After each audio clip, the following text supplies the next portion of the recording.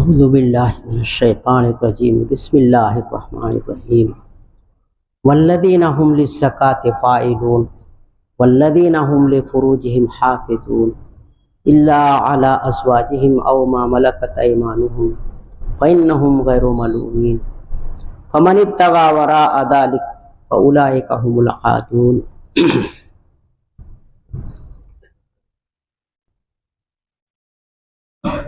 اور وہ لوگ جو زکوٰۃ دیتے رہتے ہیں، ایک ترجمہ تو یہی ہے، فلاح پا گئے وہ لوگ جو زکوٰۃ دیتے رہتے ہیں، زکوٰۃ ادا کرتے رہتے ہیں۔ دوسرا ترجمہ، دوسری تفسیر کے حساب سے ترجمہ ہے وہ لوگ جو اپنا تزکیہ کرتے ہیں، اپنے نفس کو، اپنے دل کو طرح طرح کی برائیوں سے پاک اور صاف کرتے ہیں۔ یہاں پر للزکوٰۃ کی دو تفسیریں ہمارے مفسرین نے کی ہے۔ ایک آیت کی چند تفسیریں بعض جگہوں میں ہوتی ہے، صحابہ اکرام نے الگ الگ تفسیریں ذکر کی تو اس کو ہمارے مفسرین نقل کرتے ہیں۔ تو یہاں پر ایک تفسیر تو یہی ہے کہ فلاح پا گئے جو لوگ زکوٰۃ دیتے رہتے ہیں۔ زکوٰۃ کا مطلب آپ لوگ سب سمجھتے ہیں کہ انسان کے مال میں ایک مخصوص حصہ ہے جو کچھ شرطوں کے بعد ادا کیا جاتا ہے، دیا جاتا ہے محتاجوں کو، ضرورت مندوں کو، مسکینوں کو۔ تو ایک تو زکوٰۃ کا مطلب یہ سب سمجھتے ہیں، جانتے ہیں۔ اور ایک زکوٰۃ کا مطلب یہاں پر ہمارے مفسرین فرماتے ہیں کہ وہ لوگ جو تزکیہ کرتے ہیں، اپنے آپ کا، اپنے نفس کا جو تزکیہ کرتے ہیں۔ تزکیے کا کیا مطلب ہے میرے عزیز دوستو؟ تزکیے کا مطلب ہے کہ اپنے نفس کو روحانی بیماریوں سے، باطنی بیماریوں سے جو اپنے نفس کو پاک کرتے ہیں۔ انسان کے لیے بیماریاں الگ الگ ہیں، ایک تو جسمانی بیماریاں ہماری اور آپ کی ہے، کسی کو بخار آتا ہے، کسی کو ٹائیفائڈ اور کسی کو کینسر، الگ الگ بیماریاں۔ اور ایک ہے روحانی بیماریاں، روحانی گویا کہ خرابیاں۔ تو روحانی خرابیوں سے جو اپنے آپ کو پاک کرتے ہیں، اپنے نفس کو نفس کی بیماریوں سے پاک کرتے ہیں، وہ لوگ فلاح پا جائیں گے آخرت کے اندر۔ نفس کی جو بیماریاں ہیں وہ الگ الگ بہت ساری بیماریاں ہیں، ان سے بھی بچنا مسلمانوں کے لیے لازم اور ضروری ہے۔ اب نفس کی بیماریوں میں سے ایک بیماری ہے کبر، تکبر۔ تکبر سے انسان کے لیے ہے کہ تکبر سے بچنا ضروری ہے۔ یہ تکبر وہی چیز ہے کہ جس نے ابلیس کو ذلیل و خوار کر دیا اور جنت سے اللہ تعالیٰ نے اس کو پھینک دیا اٹھا کر کے۔ تو کبر، تکبر، اس سے بچنا انسان کے لیے ضروری ہے۔ اب ان چیزوں کی تھوڑی تشریح ہو جانی ضروری ہے کہ کبر کہتے کس کو ہے؟ الذین هم للزکاة فاعلون، کہ وہ لوگ جو اپنے آپ کو پاک کرنے والے ہیں، یعنی اپنے دل کو، اپنے نفس کو پاک کرنے والے ہیں برائیوں سے۔ اور کون سی برائیاں ہیں جس سے نفس کو پاک کرے؟ اس میں سے ایک برائی ہے کبر ہے، حسد ہے، جلن ہے۔ یہ ساری بیماریاں ایسی ہے کہ جس سے انسان کا نفس پاک ہونا چاہیے، انسان کا دل پاک ہونا چاہیے۔ تو کبر کی حقیقت کیا ہے؟ کبر کی حقیقت یہ ہے میرے عزیز دوستو کہ اللہ تعالیٰ کی دی ہوئی جو نعمتیں ہیں، اللہ تعالیٰ کی دی ہوئی جو آدمی کے اندر خوبیاں ہیں، اچھائیاں ہیں، جو بھی کہہ لیجئے آسان لفظوں کے اندر، تو اللہ تعالیٰ کی جو دی ہوئی نعمتیں ہیں، ان نعمتوں میں سے کسی نعمت کے سلسلے میں انسان اپنے آپ کو اس نعمت کی وجہ سے اچھا سمجھے اور دوسرے کو ذلیل اور حقیر اور گھٹیا سمجھے۔ تو انسان کو اللہ تعالیٰ نے جو نعمتیں دی ہے، جو صفات دی ہے، جو کمالات دی ہے، ان کمالوں میں سے کسی کمال کی وجہ سے، ان صفتوں میں سے کسی صفت کی وجہ سے انسان اپنے آپ کو اچھا سمجھے اور دوسرے کو ذلیل اور حقیر اور گھٹیا سمجھے، یہ کبر ہے۔ اب اس کی الگ الگ مثالیں ہیں۔ مثلا مان لیجئے کہ ہمارے محلے میں اللہ تعالیٰ نے ایک آدمی کو دولت سے نوازا، مال سے نوازا۔ تو مال اور دولت اللہ کی جانب سے ایک نعمت ہے، ایک نعمت اس کو ملی، ایک اللہ تعالیٰ نے اس کو نعمت دے دی۔ اب اس نعمت کی وجہ سے وہ اپنے آپ کو اعلیٰ سمجھے، اوپر بڑا سمجھے، درجہ اپنا اچھا سمجھے، بڑا سمجھے، اور دوسرے جو محلے کے لوگ ہیں اس کو گھٹیا سمجھے، حقیر اور ذلیل سمجھے کہ میں تو مالدار ہوں، میرے پاس دولت ہے۔ تو ظاہر بات ہے کہ دولت اور مال یہ اللہ کی ایک نعمت ہے جو اللہ نے دے رکھی ہے، اس کی وجہ سے وہ اپنے آپ کو اچھا سمجھے اور دوسروں کو ذلیل اور گھٹیا سمجھے تو یہ کبر کہلائے گا۔ اسی طریقے پر ہمارے محلے میں مان لیجیے ایک عالم ہے، ایک علم دین والا ہے، مولانا ہے، حافظ ہے، جو بھی ہو بڑا علم والا ہے۔ اب علم ایک اللہ کی دی ہوئی نعمت ہے، اللہ کی جانب سے دی ہوئی ایک صفت ہے۔ اس علم کی بنیاد پر وہ آدمی اپنے آپ کو اعلیٰ سمجھے، اچھا سمجھے اپنے آپ کو، اور دوسرے لوگوں کو جاہل سمجھے، ذلیل سمجھے، حقیر سمجھے، گھٹیا سمجھے، تو کہا جائے گا کہ یہ مولانا میں اس میں کبر ہے، تکبر ہے، گھمنڈ ہے۔ اللہ ہم سب کی حفاظت کرے۔ تو کبر بہت ہی خطرناک چیز ہے کہ اللہ کی دی ہوئی نعمتوں میں سے کسی نعمت کی وجہ سے اپنے آپ کو اچھا سمجھے، اعلیٰ سمجھے، اور دوسروں کو حقیر اور ذلیل سمجھے، گھٹیا سمجھے۔ کبر کے مقابلے میں تواضع کا لفظ آتا ہے، چنانچہ حدیث پاک میں حضور صلی اللہ علیہ وسلم نے فرمایا من تواضع للہ رفعہ اللہ، جو تواضع اختیار کرتا ہے، عاجزی اختیار کرتا ہے، اللہ تعالیٰ اس کو بلند کر دیتے، اس کے درجات کو دنیا میں بھی بلند کر دیتے، آخرت میں بھی بلند کر دیتے۔ تو تواضع کی حقیقت کیا ہے؟ کبر کے مقابلے میں تواضع کا مطلب یہ ہے میرے عزیز دوستو کہ آدمی اپنے آپ کو دوسروں کے مقابلے میں کم درجے والا سمجھے، کم تر سمجھے، یعنی کم درجے والا سمجھے۔ ایک ہے کم سمجھنا اور ایک ہے کم جاننا، دونوں میں فرق ہے، یاد رکھ لیجئے۔ کم جاننا تواضع نہیں ہے، کم سمجھنا، اپنے آپ کو دوسروں کے مقابلے میں کم تر سمجھے، کم درجے والا سمجھے، کم حیثیت والا سمجھے، تو یہ تواضع ہے۔ تو جب انسان تواضع کو اختیار کرتا، اپنے آپ کو دوسروں کے مقابلے میں کم درجے والا سمجھتا ہے اور دوسرے کا ادب احترام کرتا ہے، دوسرے کی تعظیم اور تکریم کرتا ہے، اور اپنے آپ کو کم درجے والا جب وہ سمجھتا ہے تو کہا جائے گا کہ اس میں تواضع ہے، عاجزی ہے، انکساری ہے۔ اور اگر ایک انسان لکھ رہا ہے قلم سے ہے بہت ہی ناکارہ، یہ بندہ ناکارہ، بندہ گناہگار، بندہ جو ہے ذلیل و حقیر و فقیر، لیکن دل میں اپنے آپ کو کمتر نہیں سمجھ رہا ہے، تو لکھنے سے وہ تواضع والا نہیں ہو جائے گا، انکساری والا نہیں ہو جائے گا۔ لکھنا الگ چیز ہے، سمجھنا الگ چیز ہے، تو جاننا الگ چیز ہے، اور ایک سمجھے اپنے آپ کو کم درجے والا، تو یہ سمجھنے سے کہا جائے گا کہ اس میں تواضع ہے۔ اور اگر نہیں سمجھ رہا اپنے کو کم درجے والا، بلکہ صرف لکھ رہا ہے، تو لکھنے سے تواضع والا نہیں ہو جاتا ہے۔ تو یہ سب فرق یاد رکھنا چاہیے۔ تواضع کی بہت ساری مثالیں ہمارے یہاں، بہت سارے محدثین کے واقعات ہیں، فقہا کے واقعات ہیں۔ میں ایک چھوٹا سا واقعہ آپ لوگوں کے سامنے عرض کرتا ہوں کہ تواضع کیا چیز ہے۔ اپنے آپ کو کمتر سمجھنا، کم درجے والا سمجھنا، اس کو تواضع کہتے ہیں۔ کبر کے مقابلے میں تواضع ہے۔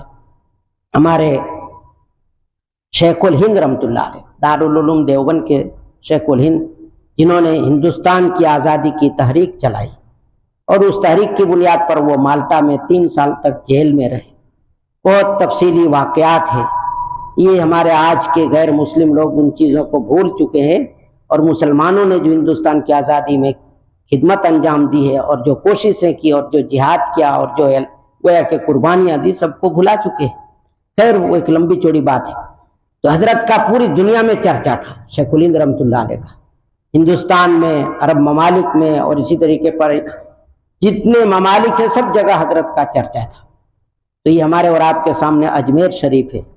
تو اجمیر میں مدرسہ تھا، وہاں پر مولانا معین الدین صاحب اجمیری رحمۃ اللہ علیہ پڑھاتے تھے۔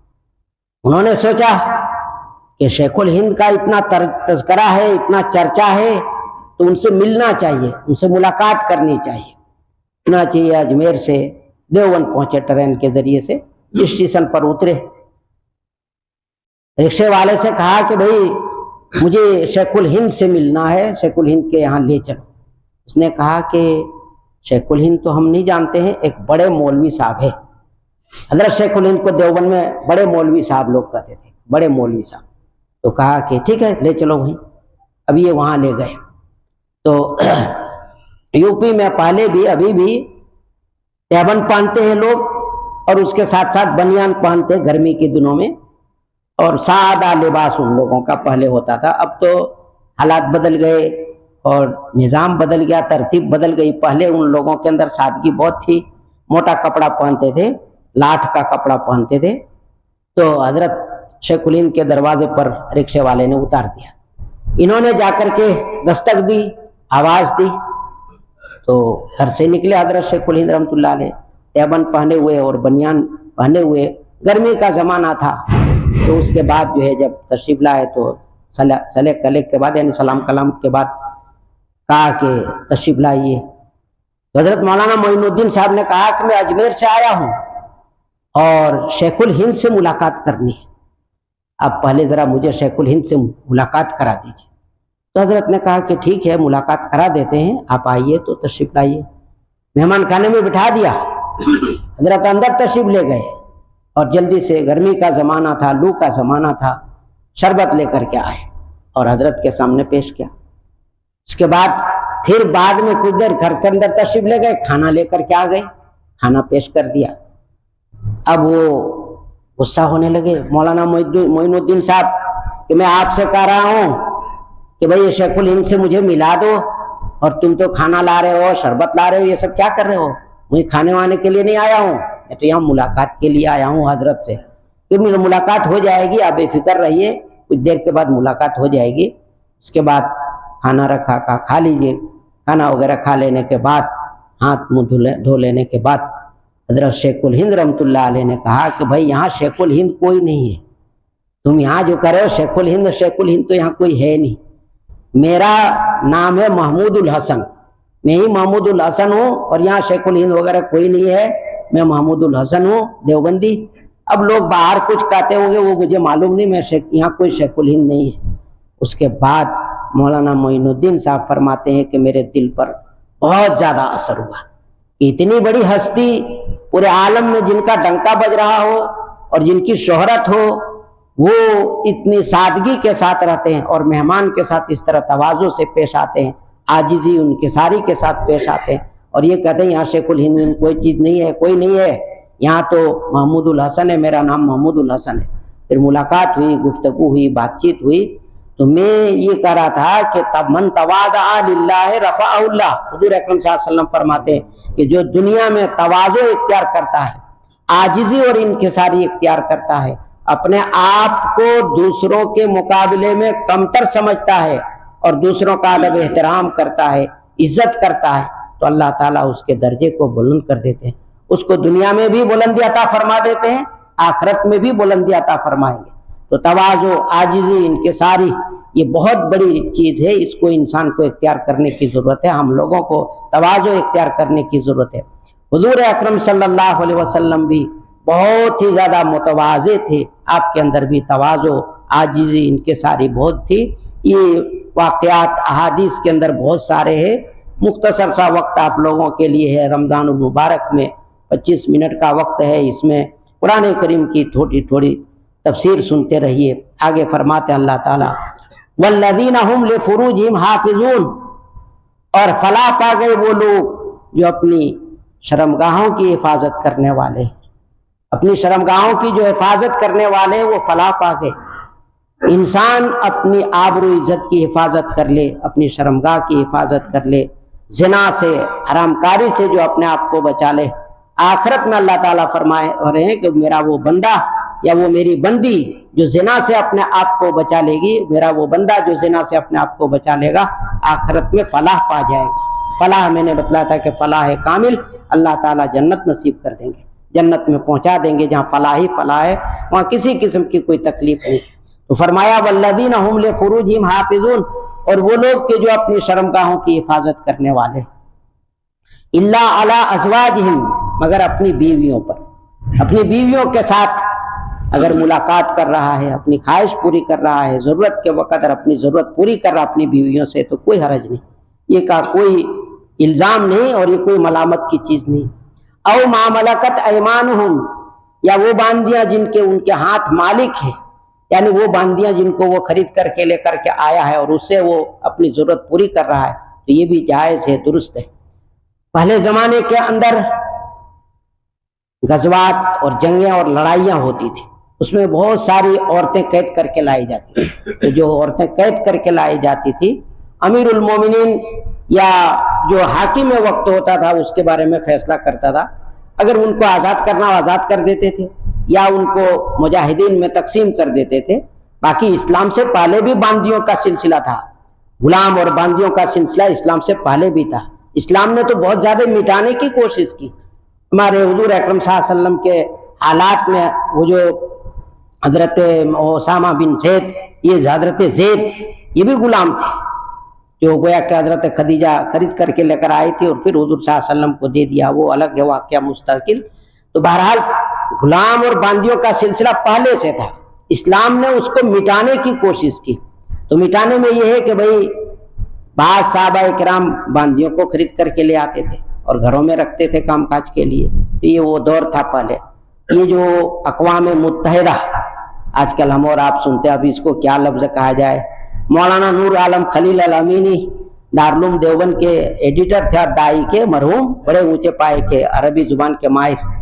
وہ کہتے تھے اقوام الابالسہ، اقوام متحدہ نہیں ہے، یہ ابلیسوں کی قوم وہاں جمع ہے، اقوام الابالسہ. وہ لکھتے تھے باضابطہ.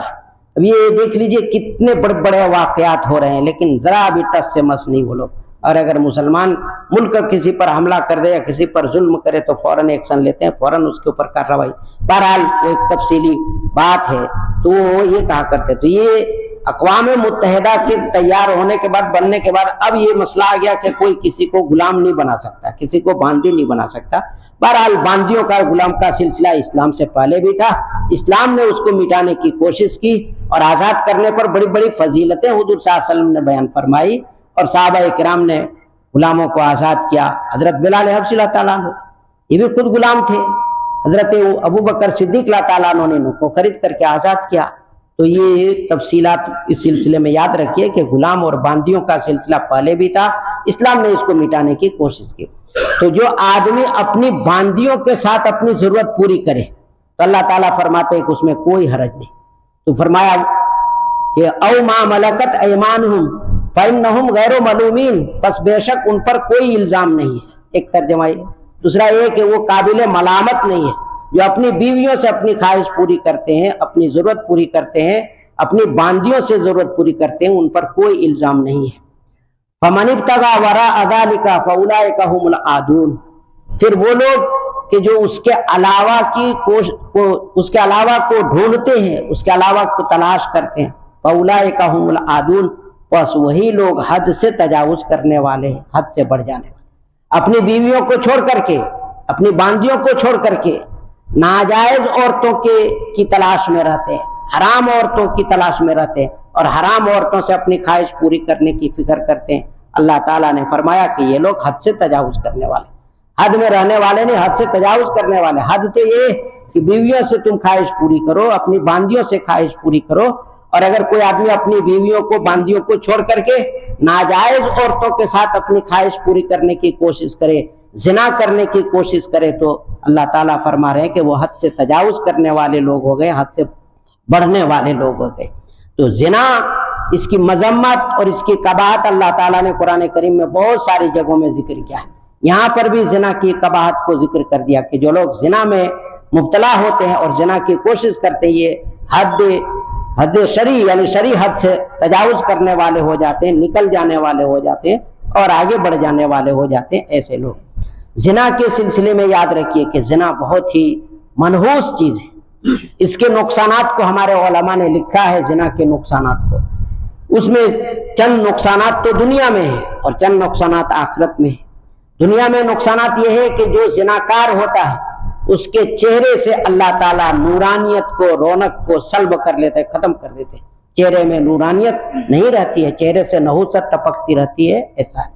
اور اس کے ساتھ ساتھ اس کی عمر میں کمی کر دیتے ہیں. زناکار کی عمر اللہ تعالیٰ کم کر دیتے ہیں.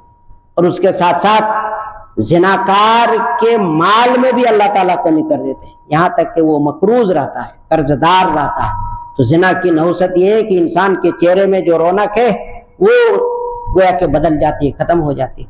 اور اس کے ساتھ ساتھ یہ ہے کہ اس کے مال میں کمی ہو جاتی ہے. اللہ تعالیٰ تنگی پیدا کر دیتے ہیں. وہ زناکار قرض میں مبتلا رہتا ہے اور اسی طریقے پر اس کی عمر جو ہے کم کر دیتے ہیں. یہ تو دنیا کے اندر ہے. آخرت کے اندر یہ ہے کہ پروردگار عالم زناکار سے بہت ہی غصے کی حالت میں ملیں گے. جب پروردگار عالم زناکار سے ملیں گے تو بہت غصے کی حالت میں ملیں گے اور اللہ تعالیٰ جب ناراضگی کے ساتھ ملے تو اندازہ کیجئے کتنا بڑا خطرناک معاملہ ہوگا۔ تو زناکار سے اللہ تعالیٰ غصے کی حالت میں ملیں گے۔ اور دوسری خرابی یہ ہے کہ زناکار کا حساب و کتاب بہت سخت لیں گے اللہ تعالیٰ۔ زناکار کا حساب اللہ تعالیٰ جب لیں گے تو بڑا سخت لیں گے، بہت ہی کڑک حساب و کتاب لیں گے۔ اور اس کے ساتھ ساتھ زناکار کے لیے جہنم میں جانے کا اگر فیصلہ ہو جائے گا، بغیر توبے کے مر گیا زناکار اور جہنم کا فیصلہ ہو گیا تو لمبی مدت تک جہنم کے اندر پڑا رہے گا۔ بعض جگہوں میں ہے خالدین فیہا، جہنمی لوگ یعنی یہ زناکار لوگ جب جہنم میں جائیں گے تو وہ بہت دنوں تک رہیں گے۔ ہمیشہ میں اس کا لفظ ہے، لیکن جس کے دل میں رتی برابر ایمان ہوگا وہ جہنم سے نکالا جائے گا، جنت میں پہنچے گا۔ وہ تفصیلی پھر ادھر عقیدے کا مسئلہ ہے۔ خلاصہ یہ کہ زناکار لوگوں کو جہنم میں لمبی مدت تک رہنا پڑے گا، لمبی مدت تک سزا ملے گی اس کو۔ تو یہ تو آخرت کے نقصانات ہیں، اور یہ دنیا کے نقصانات ہیں۔ زناکار، زنا سے بچنے والے جو زنا سے بچ جاتے ہیں اس کے لیے بھی بڑی فضیلتیں ہیں اور بڑے بڑے واقعات ہیں میرے عزیز دوستو۔ اللہ ہم سب کی حفاظت فرمائے اس گناہ سے، اور پوری امت مسلمہ کی زنا سے حفاظت فرمائے، حرام کاری سے حفاظت فرمائے۔ اب یہاں پر دو ٹکڑے اللہ نے بیان کیے، ایک تو بیویاں حلال ہے اور ایک باندیاں حلال ہے تمہارے لیے۔ اب اس کے علاوہ آج کل دیکھ لیجئے یورپ ملکوں میں بعض پارلیمنٹ میں پاس کر دیا کہ مرد مرد سے نکاح کر سکتا ہے۔ کتنی بڑی نحوست کی چیز ہے، اندازہ کیجئے قوم لوط پر جو عذاب آیا ہے وہ اسی وجہ سے کہ مرد اپنی خواہشوں کو مردوں سے پوری کرتے تھے۔ آج پارلیمنٹ میں پاس کر رہے ہیں قانون کہ بھئی مرد مرد سے نکاح کر سکتا ہے۔ کتنی گھناؤنی چیز ہے، انسان تصور نہیں کر سکتا ہے اس گھناؤنی کو۔ اسی طریقے پر مان لیجئے کہ انسان ناجائز طریقے سے اور تعلقات قائم کرے عورتوں کے ساتھ، وہ بھی حرام۔ مرد مرد سے تعلق قائم کرے، وہ بھی حرام۔ اسی طریقے پر آج کل کے دور میں اور آج کل کے حالات میں بہت سارے، اللہ سب کی حفاظت کرے، ہاتھ سے منی خارج کرنے میں مبتلا ہو جاتے ہیں، جس کو ہتھلس کہتے ہیں۔ ہاتھ سے منی کو خارج کرتے ہیں اور منی کو بہاتے ہیں، ڈالتے ہیں، پھینکتے ہیں، تو یہ بھی گویا کہ حرام ہے۔ تو یہ سب چیزیں ہیں حرام کے اندر داخل ہے، یاد رکھ لیجئے، اللہ ہم سب کی حفاظت کرے۔ تو یہاں جو میں ایک واقعہ عرض کر رہا ہوں کہ زنا سے بچنے والے کو بھی اللہ تعالیٰ دنیا میں بڑا اونچا درجہ دے دیتے ہیں، آخرت میں بھی درجہ دیں گے۔ ہمارے علامہ یافعی رحمۃ اللہ علیہ بڑے اونچے پائے کے اپنے وقت کے امام ہیں، بڑے اونچے پائے کے محدث ہیں، انہوں نے ایک کتاب لکھی ہے، اس میں ایک واقعہ ذکر کیا۔ واقعہ یہ ذکر کیا کہ ایک تاجر تھا، بڑا تاجر، وہ اپنی دکان پر اپنے بیٹے کو بھی لے جاتا تھا کہ بھئی تم چلو ساتھ میں، بیٹے کو بھی دکان پر بٹھاتا تھا۔ بڑا خوبصورت لڑکا اس کا تھا، بہت حسین و جمیل لڑکا اس کا تھا۔ اب راستے میں آتے جاتے ایک عورت اس پر عاشق ہو گئی، ایک عورت فریفتہ ہو گئی۔ اب اس کے بعد ایک دن اس عورت نے ایک بڈھی عورت کو سامان لینے کے لیے بھیجا کہ جاؤ سامان لے کر کے آؤ دکان سے، اور یہ کہہ دینا کہ پیسے جو ہے گھر پر دیں گے، اپنے لڑکے کو تم ساتھ میں بھیج دو۔ چنانچہ وہ بڈھی عورت گئی دکان پر، اور سامان خریدنے کے بعد دکان کے مالک سے کہا کہ اپنے اس لڑکے کو میرے ساتھ بھیج دو، گھر پر جائے گا، وہاں پر اس کو جو ہے قیمت مل جائے گی، قیمت دے دی جائے گی۔ چنانچہ تاجر نے کہا اپنے بیٹے سے کہ جاؤ سامان کی قیمت دے دے گی یہ بوڑھی، وہاں سے لے کر کے آ جاؤ۔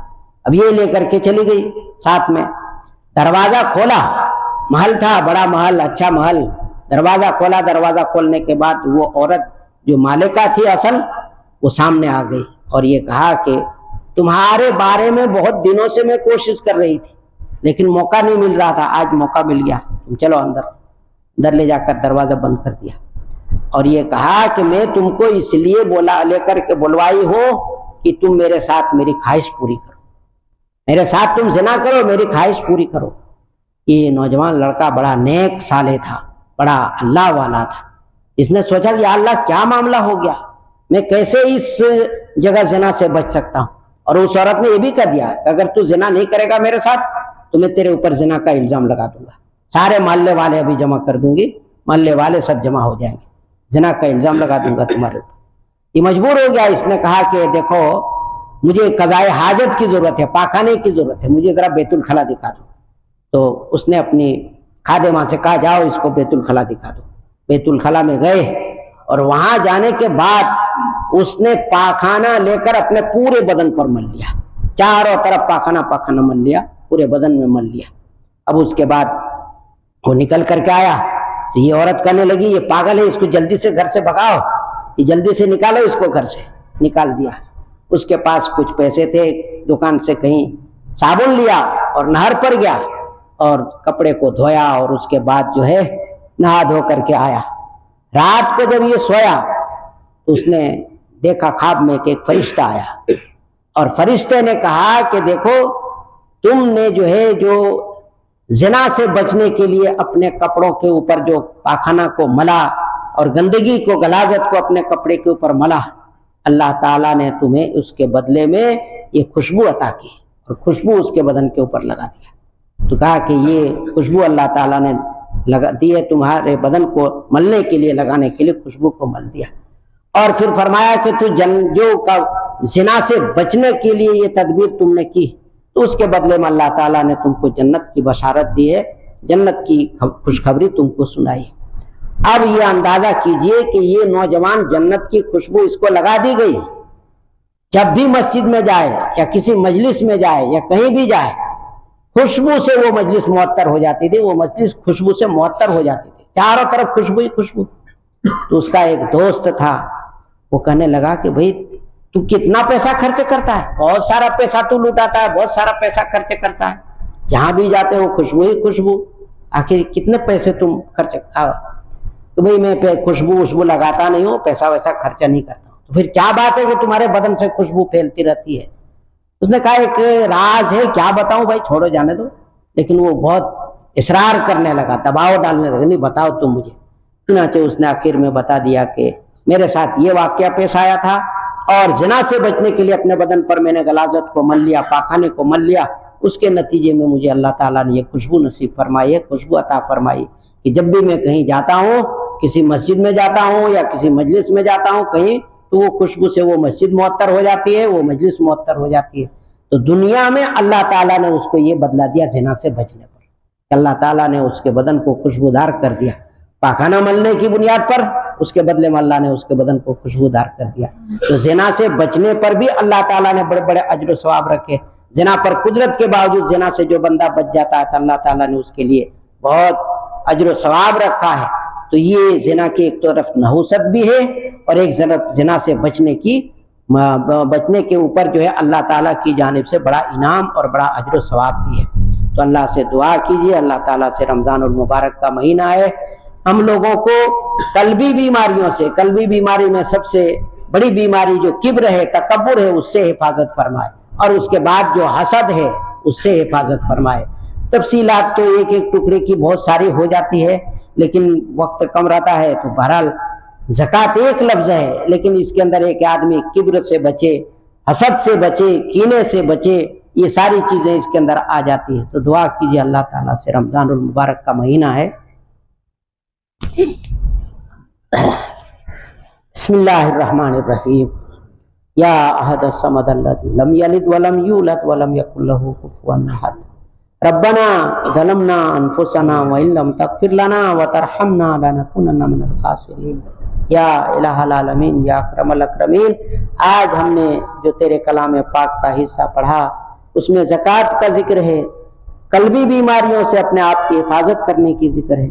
یا اللہ تو ہمارے دلوں کو حسد سے، کینے سے اور کبر سے، تکبر سے حفاظت فرما، تکبر سے پاک فرما، ہمارے اندر تواضع عاجزی انکساری پیدا فرما، ہمارے بال بچوں میں تواضع عاجزی انکساری پیدا فرما۔ یا الہ العالمین، آگے تو نے اپنے کلام پاک میں زنا کا ذکر فرمایا، یا اللہ تو ہم سب کو اس منحوس پھیل سے ہم سب کی حفاظت فرما، ہماری نسلوں کی حفاظت فرما، ہماری ماں بہنوں کی حفاظت فرما۔ یا الہ العالمین، ان برے کاموں سے پوری امت مسلمہ کی تو حفاظت فرما۔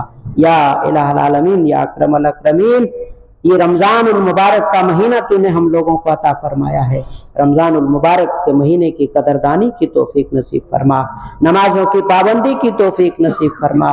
دعاؤں کی پابندی کی توفیق نصیب فرما، صدق دل سے توبہ کرنے کی ہم سب کو توفیق نصیب فرما، اعمال صالحہ کی تو ہم سب کو توفیق نصیب فرما، تمام چھوٹے بڑے برے قسم کے کاموں سے ہم سب کی حفاظت فرما، یا الہ العالمین یا اکرم الاکرمین، تو ہم سب کی ان دعاؤں کو حضور اکرم صلی اللہ علیہ وسلم کے صدقے اور توفیل میں قبول فرما۔ صلی اللہ تعالی علی خیر خلقہ محمد وآلہ وصحبہ اجمعین برحمتک یا ارحم